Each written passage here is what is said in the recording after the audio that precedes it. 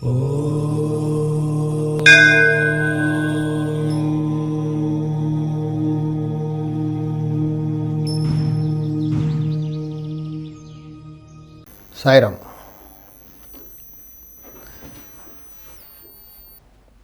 వాస్తు దోషాలు ఏమైనా ఉంటే తప్పనిసరిగా అది పడగొట్టి సరిచేయాలా,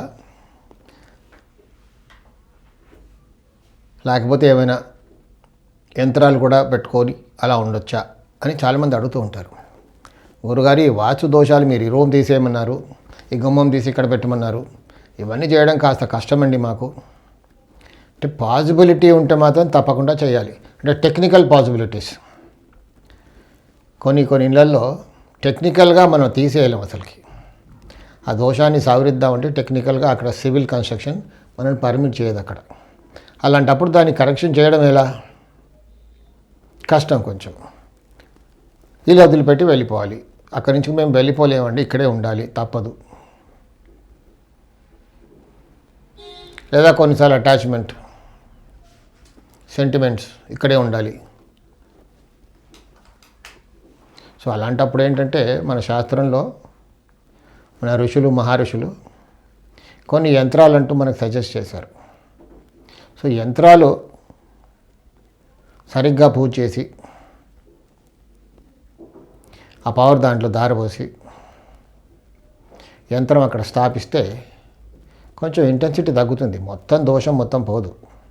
ఒక 100% ఉన్న దోషం కాస్త 80% పోతుంది, ఒక 20% ఉంటుంది. తలపైన ఒక 100 కిలోలు ఉందనుకోండి, 80 కిలోలు పోతే 20 కిలోస్ చాలా రిలీఫ్ అనిపిస్తుంది కదా, అలా ఉంటుంది. కానీ యంత్రాలకు కూడా ఒక పద్ధతి అంటూ ఉంటుంది.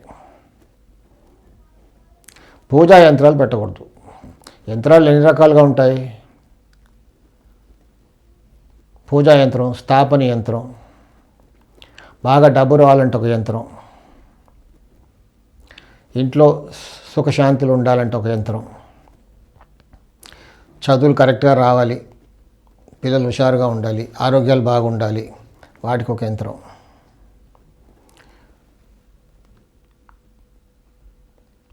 గ్రహస్థితి బాగలేదు, అలాంటప్పుడు ఒక యంత్రం. ఇలా రకరకాల యంత్రాలు అంటూ ఉంటాయి. కానీ యంత్రం పెట్టేటప్పుడు పూజా యంత్రాలు ఈ రోజు కాలం చెల్లింది.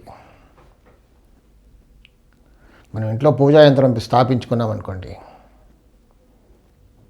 అది కాస్త నెగిటివ్ ఎనర్జీ ఇవ్వడం మొదలు పెడుతుంది. ఎందుకంటే యంత్రాలకి ఒక నిష్ఠా నియమం, పూజా విధానం అంటూ ఉంటుంది స్థాపించాక. ఇప్పుడు ఎవరింట్లో వీలు పడుతుంది? అది అవ్వదు. 100% ఏ ఇంట్లో కూడా ఈ రోజుల్లో వీలు అవ్వదు. ఎందుకంటే దానికి ఒక పూజా రూమ్ సపరేట్గా ఉండాలి. సరే, పూజా రూమ్ కట్టుకుంటున్నారు, కానీ ఇంట్లో పీరియడ్స్లో లేడీస్ అటువైపు వెళ్ళకూడదు. ఒకప్పుడు ఏంటంటే ఆ రోజుల్లో ఆ డేట్స్లో ఉన్న వాళ్ళు కాస్త వేరే సపరేట్ రూమ్లో ఉండేవాళ్ళు. అసలు ఆ దరిదాపులకు కూడా వచ్చేవాళ్ళు, కిచెన్లో కూడా వెళ్ళేవాళ్ళు కాదు. అలా మెయింటైన్ చేసేవాళ్ళు. అప్పుడు ఆ యంత్రం అక్కడ పనిచేస్తుంది. సో ఇప్పుడు ఏంటంటే పీరియడ్స్లో ఉన్న వాళ్ళు కూడా తిరిగేస్తున్నారు, తప్పదు. ఇప్పుడు ఈ రోజుల్లో ఈ యుగధర్మం అంతే. కాబట్టి పీరియడ్స్లో ఉన్న వాళ్ళు ఆ యంత్రం ముందు నుంచి వెళ్తే ఆ యంత్రం కాస్త బొగ్గు అయిపోతుంది. దాంతో ఇంకది నెగిటివ్ ఎనర్జీ ఇవ్వడం మొదలు పెడుతుంది. కాబట్టి పూజా యంత్రానికి కాలం చెల్లింది. ఇప్పుడు స్థాపన యంత్రం ఎక్కడైనా స్థాపించాలి, గోడలో కానీ భూమిలో కానీ పెట్టేస్తే వాటికి ఇంకా ఎవరు ఎటుపక్క నుంచి వెళ్ళినా ఏం ఇబ్బంది ఉండదు. సరే, ఇంట్లో ఉన్న వాళ్ళు రాలేదనుకోండి, పీరియడ్స్ టైంలో ఇంట్లోకి ఎవరో చుట్టాలు వస్తారు, ఇంకెవరో వస్తారు, సర్వెంట్స్, మేడ్స్ వస్తారు, ఎవరెలా ఉన్నారో మనకు తెలియదు కదా. కాబట్టి ఆ పూజా యంత్రాలకి కాలం చెల్లింది అని నేను అంటాను. అలాంటి యంత్రాలు ఎవరైనా పెడితే మాత్రం పెట్టించుకోకపోవడం ఉత్తమం. ఎందుకంటే మంచి ఫలితాలు ఇవ్వడం వదిలిపెట్టి చెడు ఫలితాలు ఇస్తుంది అది. కాబట్టి అలాంటివి పెట్టుకోకూడదు. స్థాపన యంత్రాలు పెట్టేస్తే వాటికి ఎవరు వచ్చినా ఏమున్నా అంటూ ముట్టు ఏముండదు దానికి.